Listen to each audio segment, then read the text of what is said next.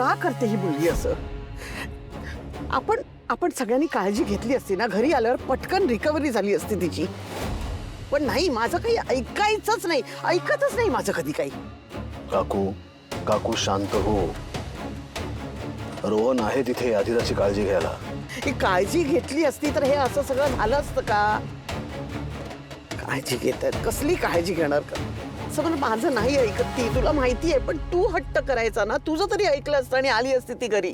तुझी तगमग मला कळत नाही का काकू? पण आता सगळ्यात महत्वाचं काय आहे की आदिराला काय वाटतं. आणि आजपर्यंत मी आदिराच्या मनाविरुद्ध एकही गोष्ट केली नाही आणि यापुढेही कधीही करणार नाही.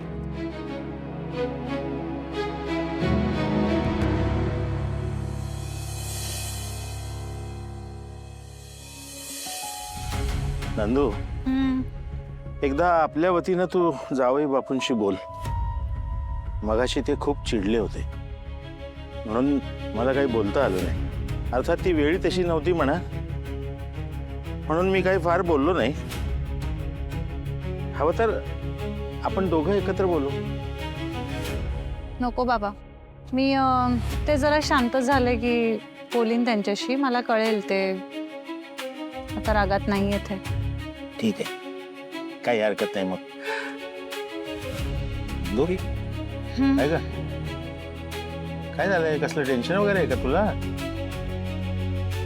नाही, टेन्शन असं नाही. म्हणजे मग बाबा मला सांगा,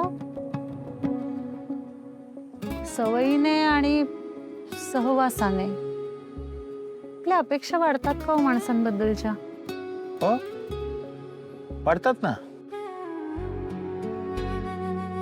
म्हणजे एखाद्याच्या आयुष्यातलं आपल्याला सगळं माहीत असावं किंवा त्याने आपल्याला सगळं सांगावं असं वाटतं का?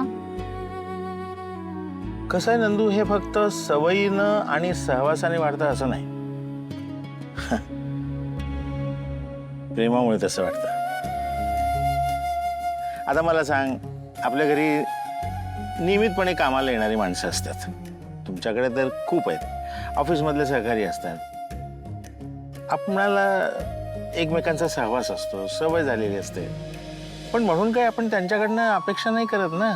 आपलं ज्याच्यावर प्रेम असतं, ज्याला आपण जवळचे मानतो, त्यांच्याकडूनच आपण हे अपेक्षा करतो.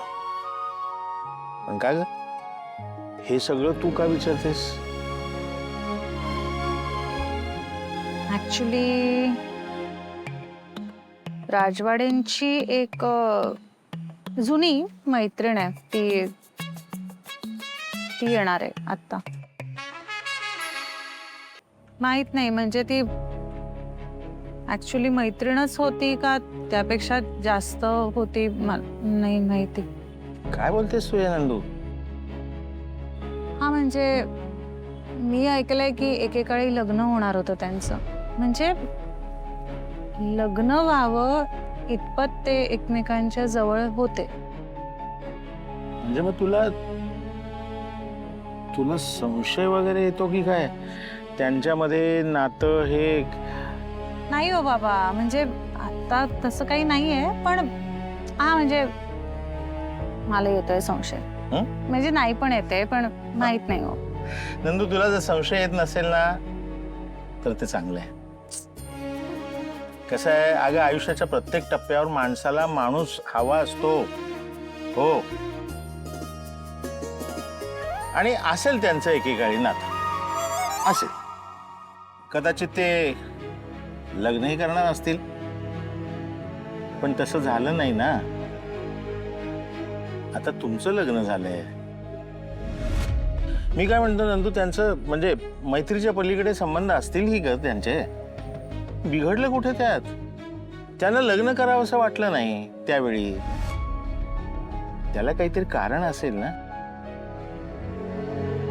हे बघ, आता तुमचं लग्न झालंय. आता तुझा त्यांच्यावर विश्वास असायलाच हवा. बाबा, विश्वास आहे हो, पण काय? हे राजवाड्यांनी सांगितलं का नाही मला? बोलू शकले असते ना, असं काहीतरी होतं म्हणून. लपवायचं काय? कदाचित तू त्यांना तितकी जवळची वाटली नसशील. हे बघ नंदू, तुमचं लग्न कोणत्या परिस्थितीमध्ये झालंय हे आठवतंय ना तुला? हे आठवतंय म्हणूनच भीती वाटते बाबा. हा म्हणजे असं वाटतंय की कदाचित त्यांच्या प्रेमाच्या आड आले असेल तर. हे बघ नंदू, त्यांना जर लग्न करायचं असतं ना तर त्यांना कोण अडवणार होतं? तुमचं लग्न तर आत्ता झालंय, म्हणजे तू तर त्यांच्यामध्ये नाही येऊ शकत, नाही का? त्यांची मैत्री जुनी होती ना. हो हो. अगं म्हणजे तो भूतकाळ झाला आणि त्याबद्दल तुला सांगावंसही त्यांना वाटलं नाही, म्हणजे त्यांच्या दृष्टीने ते तितकं महत्वाचंही नसेल. नंदू, अगं त्यांच्यामध्ये खरंच फक्त मैत्री असेल. आणि तुला एक सांग, समरराव अशी फसवणूक करणाऱ्यांपैकी नाही आहेत. आता तुमचं लग्न झालंय हे लक्षात ठेव.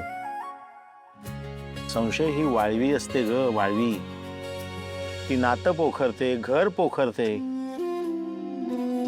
तुला तिच्यापासून जेवढं लांब राहता येईल ना तेवढी लांब राहा. नंदू, संशयामुळे चांगल्या नात्याचाही नाश होतो, त्यामुळे त्यात अडकायची चूक करू नकोस. काय मला सांग, आता संशय नाही आहे ना मनात? हे मला कळतंय, संशय नाही, पण गोंधळ आहे. बाबा तुम्हाला सगळंच कळतं. असणार ना आता गोंधळ.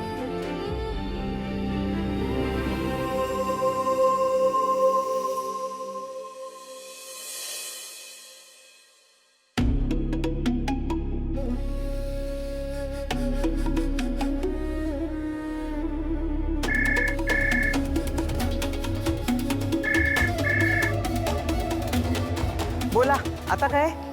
दुसरा पाय तोडलात माझ्या लेकीचा? हे मल्लिका ताई, तुम्ही काय हो, काय कमालच केली तुम्ही. हा, आता मी काय केलं? मी काय केलं काय?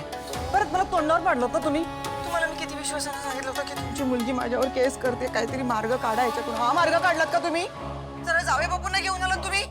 हे तर म्हणजे मला जेलमध्ये टाकण्यासारखं झालं ना. जेल आणि कोर्ट एकत्र समोर उभं केलं तुम्ही. अहो मग काय करणार? तो ऐकेच ना. मग मी काय करू? अरे ऐकत नव्हतं म्हणजे मग तू सांगायचं कशाला? सांगायचं नाही म्हणजे काय? तुमच्या घरात पाल चुकली ना तरी आमच्या घरात कळतं. सोडा हो, जेलमध्ये टाकायचा पूर्ण बेत करूनच आला होता तुम्ही. तुम्ही अजिबात जेल बिल मध्ये गेला नसता, आणि समजा गेला असता जेलमध्ये तर काही बिघडलं नसतं. एक दिवसाचा प्रश्न होता, एका दिवसात मी बाहेर काढलं असतं तुम्हाला. जाऊ द्या हो, माझा विश्वास नाहीये तुमच्यावर. जेलमधून बाहेर काढलं असतं म्हणे तुम्ही. काय मला जेलमधून वगैरे बाहेर काढलं नसतात. अहो माझं सोडा हो, तुमच्या हातात एक चांगली संधी आली होती अधीराला कायमचं माहेरी पाठवायची. चालवलीत तुम्ही. आता काय? उगीच काही ना काहीतरी बोलू नका. तुम्ही ना माय लेकी दोघी सारख्याच आहात. स्वतः काही करायचं नाही, दुसऱ्यांकडनं करवून घ्यायचं. जेलमधून सोडवतायत मला. ठेवा फोन आता.